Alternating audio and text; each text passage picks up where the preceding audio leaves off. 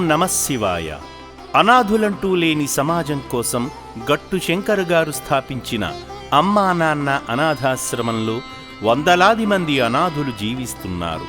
అయినవారంటూ ఎవరూ లేని ఈ నిర్భాగ్యులను ఆదుకోవడం సాటి మనిషి బాధ్యతగా భావిస్తూ ఎందరో సేవామూర్తులు సేవాశ్రమంలో జీవిస్తున్న దీనులకు తోడుగా ఉంటున్నారు.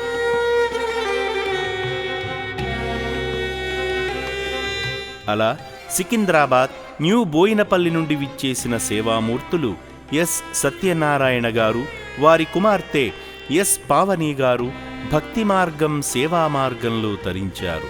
ముందుగా శ్రీ పుణ్యలింగేశ్వర స్వామి సన్నిధిలో వారి పేర్లపై గోత్రనామమైన సంధ్యపాల గోత్రంపై శివయ్యచంత ప్రత్యేక పూజలు జరిపించుకుని శంకరునికి స్వయంగా అభిషేకం చేశారు.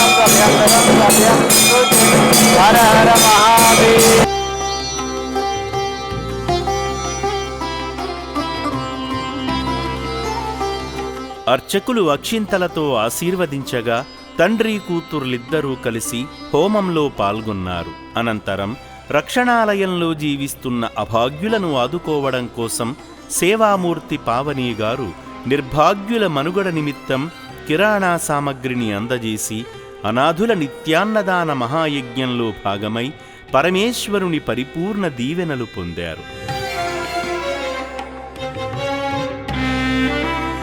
అదేవిధంగా సేవామూర్తి సత్యనారాయణ గారు నూతన శివాలయ నిర్మాణ పనుల నిమిత్తం తోచిన సాయం చేసి శివయ్య అనుగ్రహానికి పాత్రులయ్యారు. మహేశ్వరుని ఆశీస్సులు, అనాథుల దీవెనలతో మీ కుటుంబం ఆయురారోగ్యాలతో అష్టైశ్వర్యాలతో జీవించాలని అమ్మా నాన్న అనాథాశ్రమం కోరుకుంటుంది.